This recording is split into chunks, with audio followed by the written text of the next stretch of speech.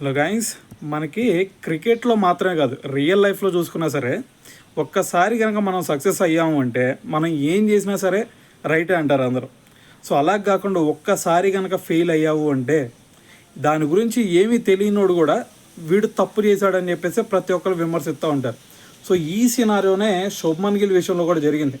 ఎందుకంటే మనకి ఇది సెలెక్టర్స్ మొన్న టెస్ట్ క్రికెట్కి శుభ్మన్ గిల్ని కెప్టెన్ పెట్టినప్పుడు ప్రతి ఒక్కరు కూడా అసలు అతనికి కెప్టెన్సీ ఏం చేత అయింది, సో అతన్ని ఎందుకు పెట్టారు, బుమ్రా ఉన్నాడు కదా బుమ్రాని పెట్టవచ్చు కదా అని చెప్పేసి కూడా చాలామంది మాట్లాడారు. అయితే దాంట్లో మరి సంజయ్ మంజరేకర్ కూడా ఒకడు అతను ఎందుకు పెట్టారు బుమ్రాని పెట్టవచ్చు కదా అని చెప్పేసి మాట్లాడినాడు.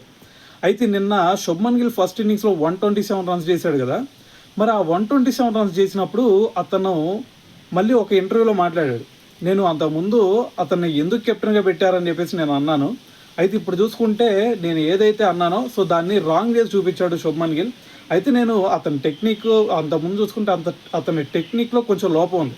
ఆ టెక్నిక్ని కొంచెం సరి చేసుకున్నాడు. ఇప్పుడు ఆ టెక్నిక్ని సరి చేసుకోవడం మాత్రమే కాదు, అతని కెప్టెన్సీ బటన్ అనేది ఏదైతే ఉందో సో అది అతని బ్యాటింగ్ మీద ఎటువంటి ఇన్ఫ్లుయెన్స్ చూపించకుండా సో అతను మేనేజ్ చేయగలిగాడు అని చెప్పేసి శుభ్మన్ గిల్ గురించి కొంచెం పాజిటివ్గా మాట్లాడాడు అనమాట.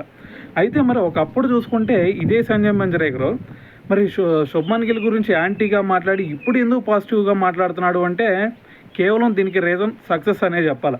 సో 127 రన్స్ కాకుండా మరి ఓన్లీ 7 రన్స్ మాత్రమే చేసి అవుట్ అయినట్టయితే సినారియో వేరే విధంగా ఉండేది. సో మరి సంజయ్ మంజరేకర్ చేసిన ఈ కామెంట్స్ని బట్టి మరి మీరేమనుకుంటున్నారు అనేది కూడా తెలియాలి కదా. సో అందుకే కింద కామెంట్ చేయండి.